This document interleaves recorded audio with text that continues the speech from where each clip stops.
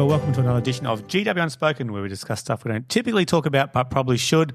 Coming to you here from the library at North Lakes, beautiful digital studio here. You can book it for free and utilise their resources. They've got a lot of road equipment here. I'm not sponsored by Road, but it's good gear. But more importantly here, just have a quick chat about connection. How are we going? How are we going with our connections out there with our families, our friends, our acquaintances, maybe our enemies? Sometimes we connect better with them, maybe not in the right positive way, but look, I've got a bit of a gripe. I remember I dropped the girls off to school probably about a month ago now, and I was having a bit of a chat and a laugh, and obviously being very immature as I am as a 50-year-old father, in the car before they went to school. And unfortunately at the moment they're finding school boring, as a lot of people are. And we're just laughing and joking about that. And I looked across, probably about 3 car parks down. There was vacant car parks between me and that next car. And I said to the girls, hey, have a look at this. And as you have a look, there was look like the father, male figure on the phone, texting, laughing, and probably, I'm guessing, around a 5-year-old young boy and probably an 8-year-old, around that age, young girl. And you could hear them saying, daddy, daddy, daddy, and just craving attention. And all this guy was doing was on his phone, car was parked, texting and laughing, and they were about to go to school. He had that prime moment before he wouldn't see his kids for at least 6 hours, and that's if he's working late or if he's working at all. I'm not sure, but, school typically around 5 or 6 hours.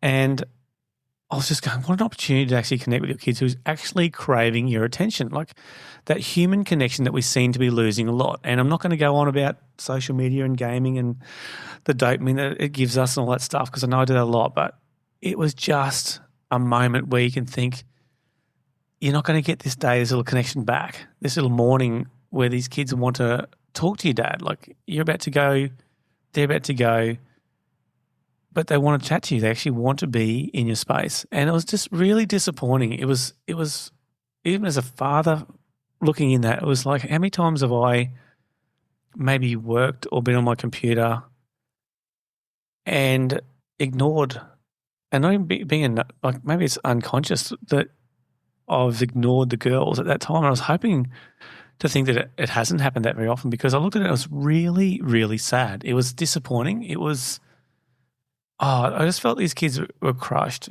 because their father was not giving them attention. And a lot of times kids just want that attention from, that parental figure, the one who invests in them the most, who loves them the most. And so I was really disappointed. And I guess the thing that really shattered me was, the girl jumped off, went to school, bye daddy, and he gave the token kiss and straight back on his phone. Didn't say, have a good day, whatever. It was just back on his phone. She ran off and went to class or went to the school grounds. And then the son, the younger sibling, was, hey dad. And dad was, oh yeah, and not even taking his face off the screen. And I'm not talking, I can guarantee 95% it was not business. It was nothing like that. He was just smiling and laughing and texting. So I don't know the importance of it. And for those people who are judging me about this now, it's what is more important? Like, whatever was on that phone, was that more important than saying goodbye to your kids for that last couple of minutes before they went through that school gate and he didn't see them for another 6 hours? And this kid was saying, Daddy. Eventually he goes, I got to go. I'm going now. And we, again, on the screen, okay, bye, see ya. And didn't even look up. His head didn't even look up from the phone that was beneath the steering wheel. And he ran off, gave him Dad a kiss and cheek, ran around, gave him a kiss and cheek, and then ran off. And then he'd forgotten something, so he ran back. Day. And again, yep. And he was saying again, yep, not even looking into the child's eyes or noticing him non-verbally as well. And it was, oh my God, it was just so crushing. And I just want us to be aware. I just want us to be aware of that. We have rules around phones and phone use, or get frustrated with our teens or even our kids now, younger kids now, being on technology. And how many times do we do it? Like, often it's monkey see, monkey do, right? So we might say or preach something, but if we're doing it the same, that value in that relationship from that child will go down, even if it's subconsciously. It's saying that I'm not important enough. It's saying that I'm not worth listening to. And you might be sitting again, that's too critical, Gary, but it's true. If you actually sit with somebody and they're not actively listening to you and they're distracted by looking around you or looking at their phone or can easily be distracted by anything, That's a lack of value. And listening is one of the most important things. If you listen to remember and not listen to just have your turn talking, that is a massive social emotional skill that is actually dying in this day and age. Try it. Your friendship circles can improve dramatically if you just listen and remember and show authentic value in what they're saying. Not listen to talk and have your rebuttal or your ideas or your similarities. How many times out there are you listening to your colleagues? How many times are you listening to your significant other, if there's a significant other in your life? Even if your kids, friends, how many times are you actually actively listening there? How many times have you been on a phone to somebody and you're still working? I reckon that'd be a lot of people who are still working, especially from home or on their laptops, and taking phone calls and still working. And they've actually proven that you can't multitask and give undivided attention to two or more parties. It's actually proven you can't do that. All right? I listen to a lot of audiobooks, and a lot of times I'll go, what was that last half chapter just about? I was too focusing on the traffic or what was I doing for the day rather than actually listening to what the words were. And that's why reading a book is so much more powerful, because you're undivided. You have to read the text to actually stay focused. So what is your focus? What is your focus with that relationship? Because I'm saying now, one of the most important things in relationships, in social emotional well-being, is actually showing value to somebody else. And from that value, what's the kickback to you? Well, you might learn something different from them. You might actually be interested in what they're saying. And you know what? If you're not interested, you're actually working on your listening skills. It makes you a better person. It makes you a more well-rounded person by the skills you actually attribute to that situational context. So look, it's just a little gripe. It's a gripe of seeing that, crushed as a father looking at that.